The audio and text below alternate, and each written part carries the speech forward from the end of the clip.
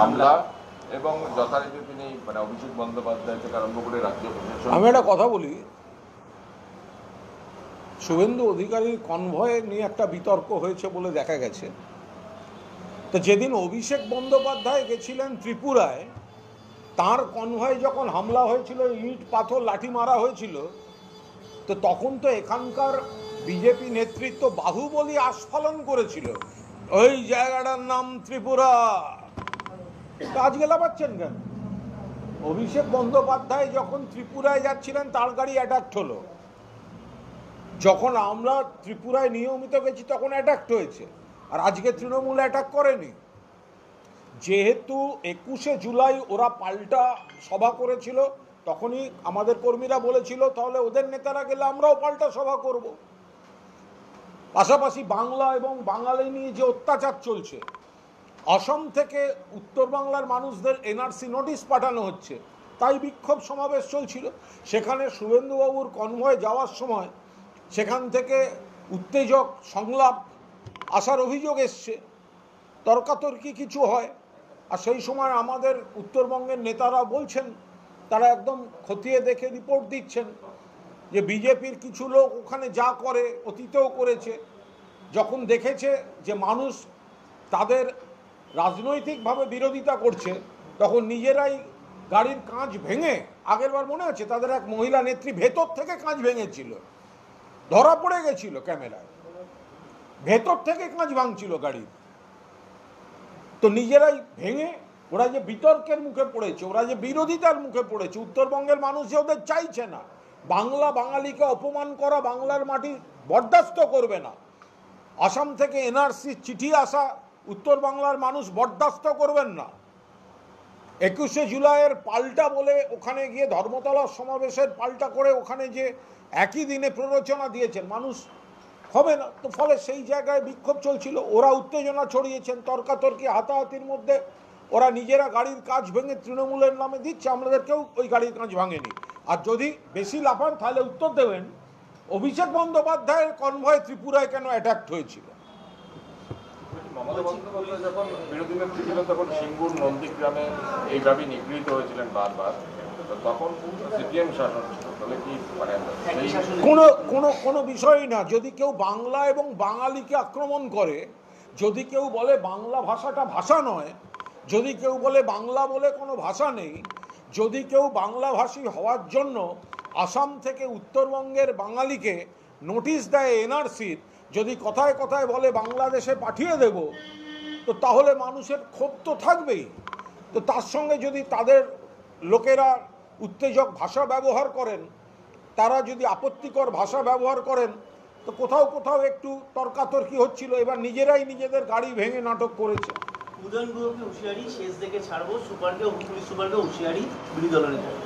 আরে বিরোধী দলনেতা উনি তো কথায় কথায় এর নামে হুঁশিয়ারি দিচ্ছেন, তার নামে হুঁশিয়ারি দিচ্ছেন।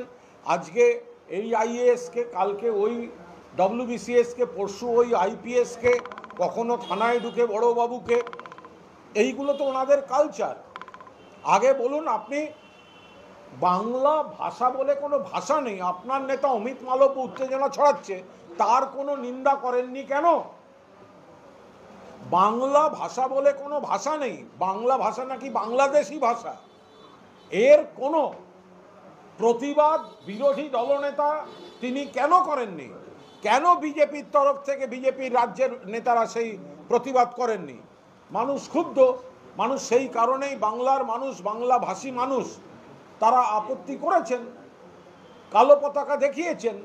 এখন সেখান থেকে যদি তাদের লোকেরা এসে তার উপর আবার গলাবাজি করে, আপত্তিকর কথা বলে, তর্কাতর্কি হয়েছে, সেই সময় নিজেরা গাড়ি ভেঙে এখন নাটক করছে। শুভেন্দু জানিয়েছেন যে হাইকোর্টের নির্দেশ ছিল, তারপরেও হামলা চালানো হয়েছে, মুখ্যসচিবকে জানাচ্ছি, রাজ্যপাল, হাইকোর্ট সবাইকে জানাচ্ছি।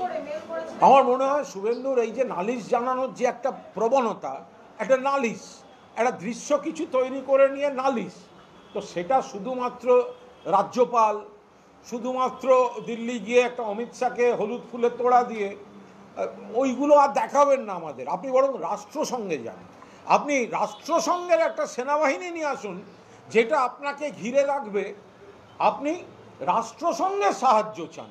এই রাজ্যপাল অমিত শাহ এগুলোকে ছোট হয়ে যাচ্ছে।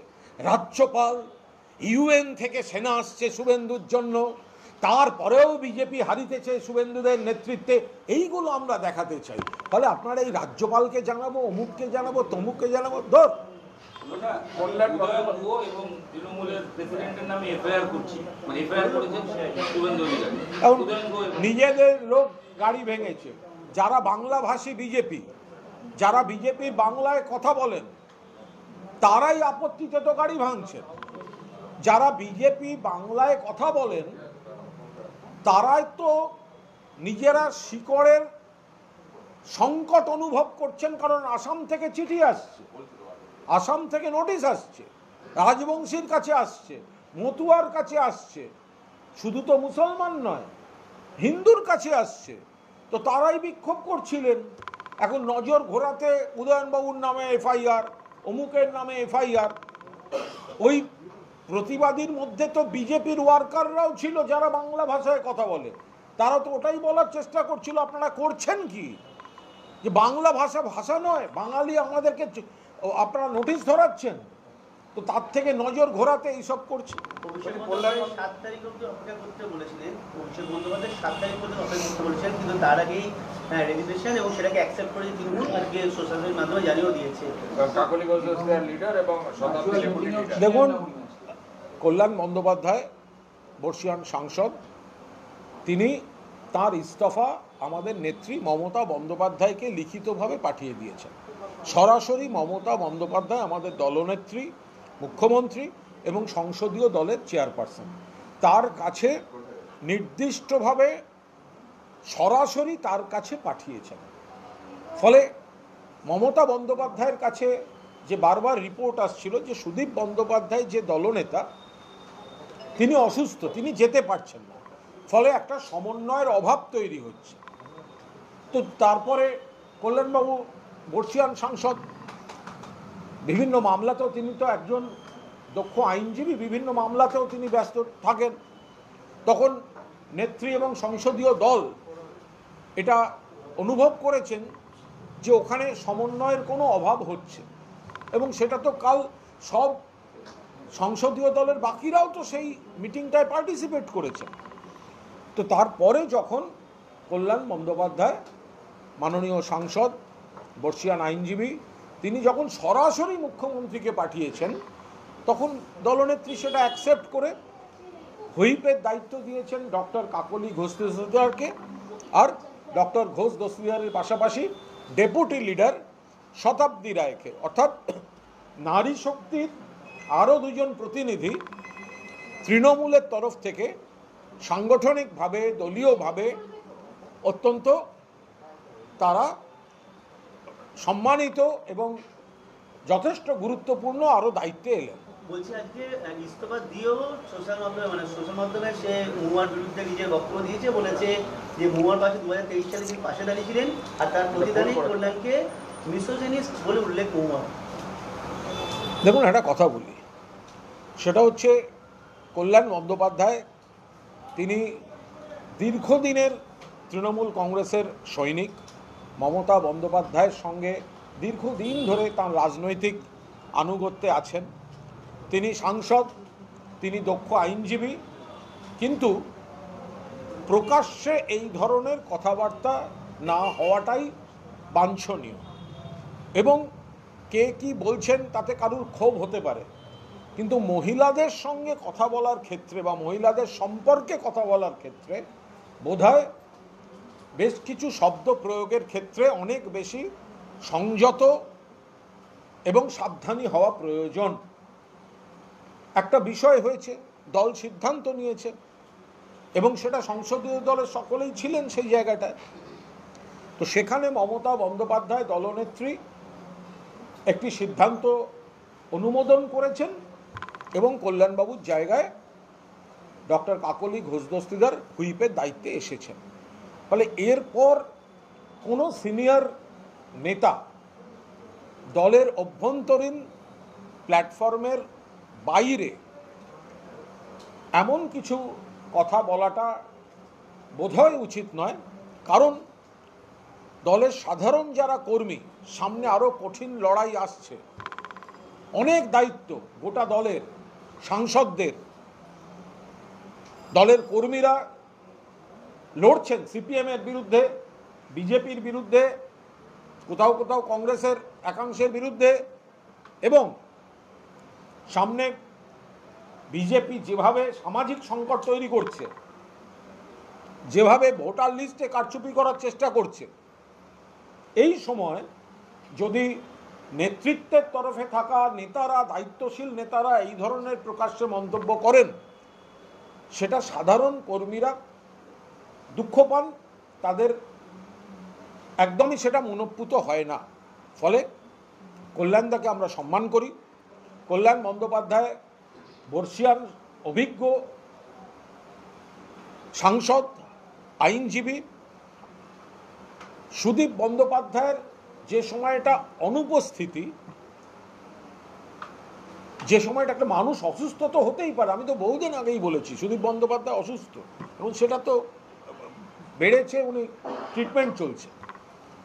তো এখন সেই জায়গাটা কোথাও একটা স্মুথ ছিল না বলেই বিষয়টা মমতা বন্দ্যোপাধ্যায় অবধি পৌঁছেছে।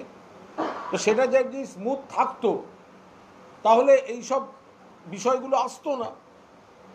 এখন কল্যাণবাবু আইনজীবী হিসেবেও ব্যস্ত, তাকে সত্যিই ব্যস্ত। মানে কল্যাণদা কখনো হাইকোর্ট, কখনো সুপ্রিম কোর্ট, কখনো দেশের অন্য দিকের কোর্ট, ফলে একটা গ্যাপ তৈরি হয়ে যাচ্ছিল।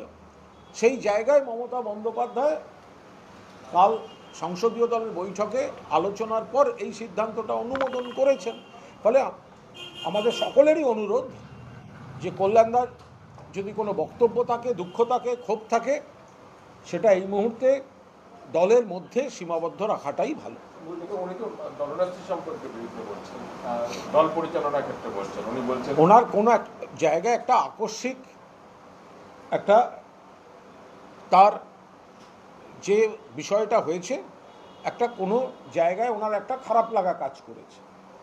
মমতা বন্দ্যোপাধ্যায়ের অনেক পুরনো দিনের সৈনিক হচ্ছেন কল্যাণ বন্দ্যোপাধ্যায়, কিন্তু আজকের সময়ে দাঁড়িয়ে, এই সময় কোনো রকম ধৈর্য হারিয়ে কোনো বক্তব্য, সেটা দলের কর্মী, সমর্থক, তাদের আবেগে আঘাত করতে পারে, বা আমাদের দলের ক্ষেত্রে সেটা কোনো রকম বাঞ্ছিত নয়। এই ধরনের মন্তব্য কল্যাণদার মতো একজন দীর্ঘ দিনের মমতা বন্দ্যোপাধ্যায়ের সৈনিক, অভিজ্ঞ সাংসদ, দক্ষ আইনজীবী, তার একটু রাগ ক্ষোভ যেটা ছিল একটু, কল্যাণদা তো অনেক সিনিয়র, আর সুদীপদার অনুপস্থিতির সময় যদি সবটা স্মুথ থাকতো তাহলে মমতাদি বা সংসদীয় দল পর্যন্ত এই বিষয়টা এসে পৌঁছতো না। তো কোনো কারণে সেটা যখন ফাঁক ছিল বলেই সংসদীয় দলের অধিকাংশের ধারণা, তো তাহলে এবার মমতা বন্দ্যোপাধ্যায় যে পদক্ষেপ নিচ্ছেন, আমার মনে হয় কল্যাণদা তো আমাদের থেকে অনেক সিনিয়র, মানে কল্যাণদা আমারই দাদার মতো। কল্যাণদা একজন মানে তৃণমূল কংগ্রেসের দীর্ঘদিনের সম্পদ, আজকের নয়। ফলে তার কোনো রাগ, ক্রোধ, অভিমান যেটাই হোক, সেটা কল্যাণদারই মতো, কিন্তু সেটা দলের মধ্যে রাখা ভালো। দিদির প্রতি তো তার অনেক আস্থা, এমন কোনো আক্ষেপ এমনভাবে, সেটা এই মুহূর্তে দলের বাইরে যাওয়াটা, এমন একটা চ্যালেঞ্জ নিয়ে দল লড়ছে, কল্যাণদাও লড়ছেন, বিজেপির বিরুদ্ধে কল্যাণদাও লড়ছেন। তো ফলে কল্যাণদার লড়াই তো সংসদে আছে, কল্যাণদার লড়াই রাজপথে আছে, কল্যাণদার লড়াই আদালতে আছে। ফলে কল্যাণদা একটু এই যে ধরনের কথাগুলো বিরোধীরা প্রচারের সুযোগ পাচ্ছে, সেটা অবাঞ্ছিত। কল্যাণদা একটু মাথা ঠান্ডা করে এই সংযমটা বোধহয় এই সময়টা দেখালে একটু একদম ঠিকঠাক। আজকে কি অভিষেক বন্দ্যোপাধ্যায়ের বৈঠকে অনুপস্থিতি, সেটা কি খারাপ লাগা থেকেই, পরিমাণ থেকেই? সেটা তো বলতে পারবো না, আমি বলতে পারবো না এখন। কল্যাণদা কোন, মানে হয়তো আমি জানি না কোনো কোর্টে ছিলেন কিনা, আমি কিভাবে বলবো। ফলে কেন ছিলেন না, এটা এইভাবে কোনো উপসংহার আমার পক্ষে দেয়া সম্ভব না। আমি শুধু এইটুকুই বলতে পারি, কল্যাণদা আমার পুরনো দাদা, কল্যাণদা তৃণমূল কংগ্রেসে মমতা বন্দ্যোপাধ্যায়ের অনেক পুরনো দিনের ভাই, দীর্ঘদিনের দক্ষ সাংসদ, দক্ষ আইনজীবী। কোনো একটা পরিস্থিতিতে কল্যাণদা একটু এমন কিছু মানে কল্যাণদার ক্ষেত্রে মানে দল বলবে যে এটা অবাঞ্ছিত, এটা দুর্ভাগ্যজনক বা এটা করা উচিত নয়, এটা দল বলবে, মানে কেন বলতে হবে? কল্যাণদা দলের একজন সিনিয়র নেতা, নিশ্চিতভাবে কল্যাণদার একটু আঘাত লেগেছে বা কোনো উনি একটা ভাবছেন, ফলে সেই আবেগটা, সেই অভিমান, সেই ক্রোধটা একটু মানে দলকে ওটা বলতে হবে, এটা কেন কল্যাণদা করবেন? মানে এটা কল্যাণদা তার উপরে, ফলে কল্যাণদার সেইটাকে রেখে করা উচিত। দল যদি এটা বলতে হয় দলকে, যেটা বলছেন সেটা দুর্ভাগ্যজনক, বা সুদীপ বন্দ্যোপাধ্যায়ের অনুপস্থিতিতে গ্যাপ হলোই বা কেন যে তার জল গড়াতে মমতাদির কাছে আসবে, ফলে এটা কেন দলকে, যদি দলকে কোনোদিন বলতে হয় সেটা কল্যাণদা নেবে কেন? ফলে কল্যাণদা তার আগেই এটাকে থেমে যাওয়া। বলছি ছজন এমপি নিয়ে বলেছেন যে এদের অনুপস্থিতি অত্যন্ত হাল খারাপ, এই বিষয়টি দলকে গুরুত্ব দেবে, কারণ অ্যাজ এ চিফ হুইপ হিসেবে তিনি জানিয়েছিলেন, পরে তিনি পদত্যাগ করেছেন। এবং ওনার প্রতি কি অবিচার হলো? দেখুন, কল্যাণদা আইনগত ব্যস্ততা, ওনার আইনি পেশার ব্যস্ততা, তার মধ্যেও তিনি সংসদ করেন এবং যথেষ্ট জোরালোভাবে সংসদে সওয়াল করেন। এবং এটাও ঠিক যে দলনেতা অসুস্থ থাকাকালীন কল্যাণদার বেশ কিছু ভালো পারফরমেন্স পার্লামেন্ট দেখেছে, কিন্তু তার মধ্যেও কোথাও নিশ্চয়ই কোনো কমিউনিকেশন গ্যাপ কিছু তৈরি হয়েছিল, যেটা মমতা বন্দ্যোপাধ্যায় দলনেত্রীর কাছে এসেছে।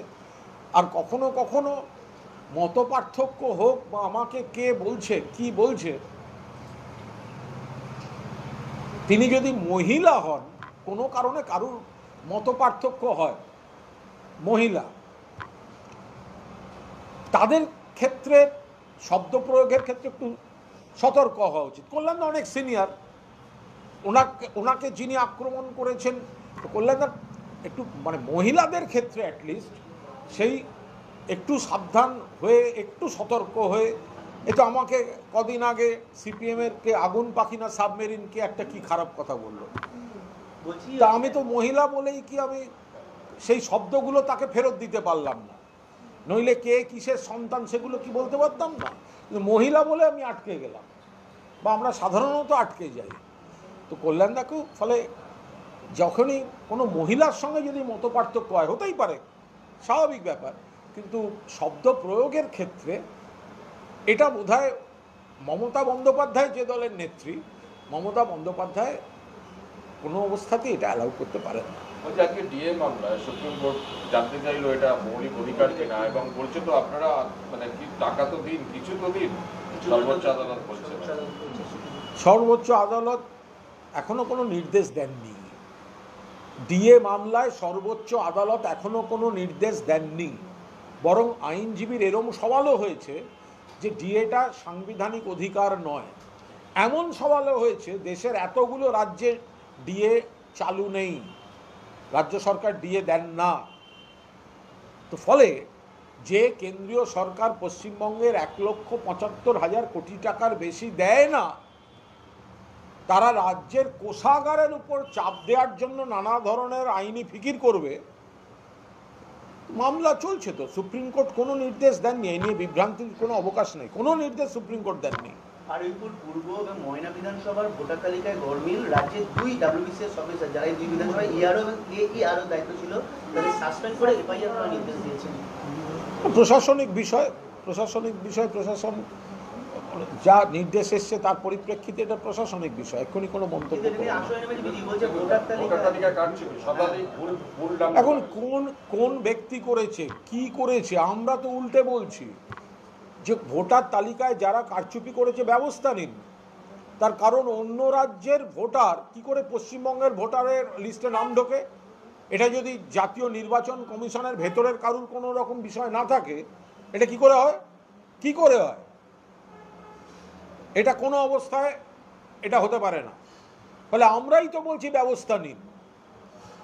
পুজোর অনুদান আজকেও দুটো ক্লাব, আগে গতকাল ছেড়েছিল রায়গঞ্জ কোন্নগর, আজকেও এই শুনুন, ক্লাব ছেড়েছে। 43,000 45,000 পুজো কমিটি, তার মধ্যে কোথাকার কোন ক্লাব একটা দুটো করে প্রচারে নামার জন্য টাকা নেব না বলে বিবৃতি দেবে, আবার 15 দিন বাদে এসে সেই টাকাটা নিয়ে যাবে। যারা যারা বলছেন টাকা নেব না, প্রথম প্রশ্ন, তারা এর আগের কয়েক বছর টাকা নিয়েছেন কি না? যদি হ্যাঁ হয় তাহলে গোটা টাকাটা আগে ফেরত দিয়ে যান, তারপর কথা বলবেন। 2, এরা যারা টাকা নেবেন না বলবেন, তারা বিদ্যুতের 80% খরচ এবং অন্যান্য ফি বাবদ যে টাকাটা তার যেটা মকুব করা হয়েছে সেটাও সুবিধা যেন তারা না নেবেন না, তারাও পুরো কস্টিংয়ে যেন তারা পুজো করবেন। এরা এটা পুজো অর্থনীতিকে চাঙ্গা করতে, পুজো অর্থনীতি এবার একটা রেকর্ড জায়গায় যাবে। 1 লক্ষ কোটি টাকা ছাড়াবে পুজো অর্থনীতি। বাংলার 4.5 কোটি মানুষ উপকৃত হবেন পুজো অর্থনীতিতে। সেটাকে যারা কটাক্ষ করে নেব না এসব নাটকবাজি করছেন, আগে নিয়ে থাকলে টাকাটা ফেরত দিন। বলছি আজকে সিনিয়র ডাক্তার এবং জুনিয়র ডাক্তারদের সংগঠন মিলে তারা প্রতিবাদ করছে যে এই অভয়ার সময় তারা যে আন্দোলন করেছিলেন তার জন্য পুলিশ নোটিশ পাঠায়, মানে 1 বছর পর তাদেরকে নোটিশ পাঠিয়েছে। না, আইনে যা আছে তাই হবে। যদি কেউ, আমি তো মনে করি যে বলেছিল 150 গ্রাম, তাকে তো অ্যারেস্ট করা উচিত। ওনার গোটা গোষ্ঠী মিলিয়ে 150 গ্রাম হবে না, উনি একজনের 150 গ্রাম বলছেন, তাকে অ্যারেস্ট করা উচিত নয়? আরজি করে যারা দেখালেন গ্লাভসে রক্তমাখা গ্লাভস, ব্রেকিং নিউজ হয়ে গেল, পরে দেখা গেল রক্ত নয়, ওটা ওখানকার একটা কেমিক্যাল, কেন অ্যারেস্ট হবে না? উত্তেজনা ছড়াবার জন্য। এদের তো অ্যারেস্ট করা উচিত। নোটিশ কি পাঠাচ্ছে মশাই? তো অ্যারেস্ট করা উচিত। আইনের পথে চলবে, এর মধ্যে আমরা দল নিয়ে ঢুকতে চাই। বলছি আজকে দলের সর্বসাধারণ সম্পাদক এসআইএর মিটিং, অন্যদিকে বঙ্গবিজেপিকে নিয়ে অমিত শাহ এসআইএর নিয়ে মিটিং। এই যে এসআই একটা কি এবার রাজ্যের ভোটের সবথেকে গুরুত্বপূর্ণ হয়ে উঠছে, মানে দুটি দলের জন্যই। দেখুন, দুটি দলের জন্য মানে অমিত শাহ চাইছেন ব্যাকডোর পলিটিক্সের জন্য এসআইআরকে হাতিয়ার করতে, আর আমরা চাইছি কনস্পিরেসিটা রুখে দিতে। ফলে এটা সম্পূর্ণ বিপরীতমুখী একটা আলোচনা হচ্ছে। আমরা বলছি কোনো বৈধ ভোটারকে বাদ দেওয়া যাবে না। আজকে আমরা তো স্পষ্টভাবে, মমতা বন্দ্যোপাধ্যায়, অভিষেক বন্দ্যোপাধ্যায় বারবার বলছেন বৈধ ভোটারকে বাদ দেওয়া যাবে না, আর ওরা চাইছেন অন্য রাজ্যের ভুয়ো ভোটার ঢোকাও, বিহারের মতো ওই কুকুর, ট্র্যাক্টর, এদেরকে ভোটারের সব আস্তে আস্তে সেই প্রক্রিয়ায় নিয়ে এসো করে বৈধ ভোটারদের ওপর কোপ দিয়ে বিজেপির সুবিধা করে দিতে। তো ফলে দুজনের উদ্দেশ্যের আগাগোড়া তফাৎ আছে। অভিষেক বন্দ্যোপাধ্যায় ভার্চুয়াল বৈঠকে একাধিক বক্তব্য করেছেন যে পারফরমেন্সই হচ্ছে যে কোনো ইয়ের ভিত্তি বা প্রমোশনের ভিত্তি। ভালো তো, ঠিকই তো বলেছেন। যদি আমাদের সর্বভারতীয় সাধারণ সম্পাদক বলে থাকেন পারফরমেন্সই ভিত্তি, সকলকে কাজ করতে হবে, অ্যাকাউন্টেবিলিটি চাই, দায়বদ্ধতা চাই, এই তো ভালো কথা, ঠিক কথা বলেছেন। মানে এটা তো যে কোনো দলের একটা মন্ত্রশক্তি, তো ভালো কথা। এগুলোই তো মমতা বন্দ্যোপাধ্যায়, অভিষেক বন্দ্যোপাধ্যায়ের বার্তা। ভোট আসছে কিন্তু ভোটের আগে সেই ব্যারাকপুরে দেখা গেল বিপুল পরিমাণে অস্ত্রোদ্ধার রয়েছে। ওটা হচ্ছে যারা সমাজবিরোধী পোষে এবং অন্য রাজ্য থেকে অস্ত্র আনে, তারা আনে, আর এখানে পুলিশ সেগুলো উদ্ধার করছে, তো ভালো কথা, পুলিশ তো উদ্ধার করছে সেগুলো। বলছি কাজল শেখের গলা একটা কথা শোনা গেছে, বলেছে যেদিকে কালি পড়েছিল মুখ্যমন্ত্রী বুঝলেন, বলছে যে সেদিন যদি বিজেপি কর্মীদের পেটে লাথি মেরে হাড়গোড় ভেঙে দিতে পারতেন তাহলে ভালো হতো। এই কথাই, এটা তো আপনার কাছে মানে সংযম রাখার জন্য, এই ধরনের কথাটা কতটা? দেখুন, কোন পরিস্থিতিতে মুখ্যমন্ত্রীর ছবি ডিস্টর্ট করছে, কালি মাখাচ্ছে, কোন পরিস্থিতিতে কিসে বলেছেন সেটা দিতে আমরা সাধারণত উত্তেজনাকর, প্ররোচনামূলক বা বিসদৃশ্য কোনো কথা আমরা অনুমোদন করি না, সমর্থনও করি না। কিন্তু আমাদের নেত্রীর মুখে পোস্টারের ছবিতে কালি মাখাবে, তা সবসময় আমাদের নেতাদের মেপে মেপে কথা বলতে হবে, তো সেটাই বা কী করে হতে পারে?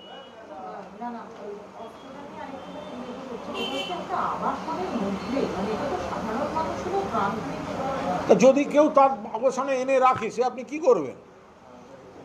একটা লোক আবাসনের মধ্যে কি অন্য দলের সমর্থক থাকে না? আবাসনের মধ্যে কি অন্য দলের সমর্থক থাকে না? সে যদি অন্য কারো কানেকশান দিয়ে সে যদি সেগুলো ঢুকিয়ে রাখে, আপনি তো প্রত্যেকের জিনিসপত্র চেক করা তো সেই আবাসনের দায়িত্ব, তো সেটার সঙ্গে ল অ্যান্ড অর্ডারের কী সম্পর্ক? বলছে আজকে শুভেন্দু অধিকারী কিছুক্ষণ আগে প্রেস মিট করে দাবি করছেন যে হিজবুল মুজাহিদিন, আনসারুল বাংলা, এই সমস্ত জঙ্গি গোষ্ঠীর লোক আজকে ওনাকে হত্যার চক্রান্ত করে ওখানে ছিল ওরা। ছোটবেলায় চাঁদ মামা বলে একটা কমিক্স একটা ছোটদের বই পড়তাম, তাতে এই ধরনের কিছু ক্যারেক্টার থাকতো যারা সবসময় ওই বিভিন্ন অনুমান ভিত্তিক কাল্পনিক ইলিউশন এসবের মধ্যে ঘুরে বেড়াতো। আমার বিরোধী দলনেতার এই ধরনের অভিযোগ শুনলে ছোটবেলায় ফেলে আসা সেই ছোটদের পত্রিকা চাঁদ মামার কথা মনে পড়ে। বলছে সিদ্দিকুল্লাহ আজকে বলছে মন্তেশ্বর থানা ঘেরাও করবো, আইসিকে ঘেরাও করবো, এবং আমি মুখ্যমন্ত্রী ঘেরাও করে সারাদিন বসে থাকবো। সিদ্দিকুল্লাহ কিন্তু মন্ত্রী বলতে হবে না কি বলেছে। শুভেন্দু অধিকারী বক্তব্য, স্বাধীনতা দিবসের পর খাগড়াবাড়ি থেকে রোহিঙ্গা মুক্ত আন্দোলন করবো, উত্তরবঙ্গে খাতা খুলতে পারবে না তৃণমূল। শুভেন্দুবাবুর যে গ্রামার বইটা না, তাতে পুরোটাই ফিউচার টেন্স শিখিয়েছে। শুভেন্দুবাবু যে গ্রামার বইটা পড়েন বা পড়েছেন, পুরোটা ফিউচার টেন্স শিখিয়েছে। ওর পাস্ট টেন্স নেই, ওর প্রেজেন্ট টেন্স নেই। যা বলবে দেখবে আজকে হারছি, তুই পরের বছর অমুক তারিখে দেখিয়ে দেবো। আজকে আমি ডুবছি, আমার দল উঠে গেল, আমি পরের বছর অমুক তারিখ। ওনার ব্যাকরণ বই, ওনার গ্রামার বইতে পুরোটাই ফিউচার টেন্স। ওনার পাস্ট টেন্স আর প্রেজেন্ট টেন্স হয় না। ওই ফিউচারটুকুর ভরসায় উনি টিকে থাকেন। তো যদি কেউ এরকম হয়, রোহিঙ্গা কিরম দেখতে? রোহিঙ্গা মুক্ত মানে রোহিঙ্গা আসছে কোত্থেকে? রোহিঙ্গা বেসিক্যালি হচ্ছে মায়ানমার থেকে আসছে। তো রোহিঙ্গা তাদের কথাবার্তা, সংস্কৃতি, তার সঙ্গে বাঙালির কোনো মিল নেই। আপনার পাশে দাঁড়িয়ে থাকলে আপনি তাকিয়ে বুঝতে পারবেন উনি রোহিঙ্গা। আসছে কি করে? ত্রিপুরায় ঢুকলো কি করে? শুভেন্দুবাবু বলুন, ত্রিপুরায় ধরা পড়লো কি করে আগরতলা স্টেশনে রোহিঙ্গা? সেই তারা আবার স্টেশনে ট্রেন ধরছিল দিল্লি যাবে আর কলকাতা আসবে বলে। যদি ধরা পড়তো আপনারা বলতেন কলকাতায় রোহিঙ্গা। আসছিল কোথা থেকে? ত্রিপুরা থেকে। যে রোহিঙ্গা কেমন দেখতে জানেন? রোহিঙ্গা হচ্ছে ওই লোকটার মতো দেখতে। শুভেন্দুবাবু ভালো করে দেখবেন যে গরমকালে, গরমের মধ্যে দুর্গাপুরের মতো জায়গায় গরম টুপি পরে, গরম মাফলার দিয়ে, কালো রঙের গরম জোব্বা পরে, চোখে সানগ্লাস দিয়ে যে লোকটা আপনাদের সবাই ছিল, ও জামা কাপড় খুলে দেখুন, ওই মালটা রোহিঙ্গা হলেও হতে পারে। বলছি আজকে অভিষেক বন্দ্যোপাধ্যায় একদিকে এই নিয়ে এসআইআর নিয়ে এবং পাশাপাশি ভোটার তালিকা নিয়ে এবং অন্যান্য বিষয় নিয়ে বাঙালিকে নিয়ে আন্দোলনের একটা রূপরেখা দিয়েছেন। এই সামগ্রিক বিষয়ে কি বলবেন? এবং বলেছেন যে যারা 100 নিচে যাদের ভোটের লিড, দেখুন, একটা গোটা বিষয় হচ্ছে আমাদের সর্বভারতীয় সাধারণ সম্পাদক অভিষেক বন্দ্যোপাধ্যায় মূলত দুটি বিষয় নিয়ে বলেছেন। একটি হচ্ছে আমাদের পাড়া আমাদের সমাধানকে ঘিরে আমাদের দলীয় কর্মী সৈনিকদের যে কর্তব্য, কারণ ওটা তো সরকারের কর্মসূচি, কিন্তু আমাদের দল কি করবে সেই সময়। আর দ্বিতীয় বিষয়টা হচ্ছে সম্পূর্ণ সাংগঠনিক। আমি দলীয় সংগঠনের অভ্যন্তরীণ বিষয়ে সর্বভারতীয় সাধারণ সম্পাদক যা বলেছেন তা নিয়ে একটি কথাও বলবো না, কিন্তু এই ক্ষেত্রে উনি একদম যে প্রত্যেকটা বুথে অন্তত 2টো সভা করা, প্রত্যেকটা বাড়িতে পৌঁছনো, বুথে বুথে ছোট ছোট মিটিং করা, 4 in 1 মানুষের কাছে যেতে হবে আগামী 2 মাসের মধ্যে। 4 in 1। 1 নম্বর হচ্ছে আমাদের বাড়ি আমাদের সমাধান, এটা কেন অভিনব, আপনার কি উপকার, এইটা বোঝাতে হবে বাড়ি বাড়ি। 2, বাংলা সামগ্রিক উন্নয়ন এবং সব স্কিম মমতা বন্দ্যোপাধ্যায় দিচ্ছেন, কেন্দ্রীয় সরকার টাকা বন্ধ রেখেছে, বঞ্চনা সত্ত্বেও মমতা বন্দ্যোপাধ্যায় করছেন। 3, বাংলা এবং বাঙালির উপর আক্রমণ আসছে, শিকড়ের টান দিচ্ছে, প্রতিবাদ করতে হবে। এবং 4, ভোটার লিস্টে কারচুপির চেষ্টা করছে ইলেকশন কমিশনকে কাজে লাগিয়ে। ফলে অভিষেক বন্দ্যোপাধ্যায় আমাদের প্রত্যেকটি সৈনিককে নির্দেশ দিয়েছেন এই জনসংযোগ কর্মসূচিতে 4 in 1 মূলত এই 4টে বিষয়ে বাড়ি বাড়ি বাড়ি বাড়ি নিখুঁতভাবে ফিজিক্যালি পৌঁছতে হবে। ফিজিক্যালি সমীক্ষা করতে হবে এই সংক্রান্ত যে কর্মসূচি তিনি সেটা বিস্তারিত বলেছেন। আর দলের পার্টটা, অভ্যন্তরীণ পার্টটা আমি এখানে কোনো শব্দ করব না। আমি করলে তার পরিণাম ভয়ানক হবে, তুমি করলে, এটাও তো বলছি। দলের সর্বভারতীয় সাধারণ সম্পাদক সাংগঠনিক বিষয়ে যা বলেছেন ও বিষয়ে আমি সবিস্তারে একটি শব্দও বলবো না, কিন্তু তিনি যে কোনো অভিভাবক, দলের নেতা, তিনি সকলকে মিলিয়ে একদম কোমর বেঁধে ঝাঁপিয়ে পড়ার যে নির্দেশ দিয়েছেন তাতে যা যা বলার তাই তাই বলেছেন যে বিজেপির জামানত জব্দ হবে, সকলে মিলে একেবারে নিবিড় জনসংযোগের মধ্যে দিয়ে চ্যালেঞ্জ নিতে হবে এবং বিজেপির জামানত জব্দ করতে হবে।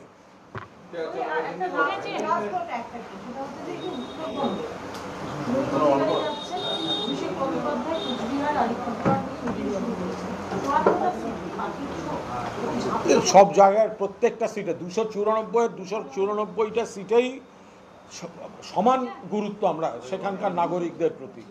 এবার এক একটা জায়গার এক এক রকম ভূগোল, সংস্কৃতি, ইতিহাস, গঠন, জনগণের চরিত্র, তো ফলে সেখানকার জন্য সেই ধরনের কর্মসূচি, সমাধান, এগুলো সকলেরই আলাদা আলাদা থাকে।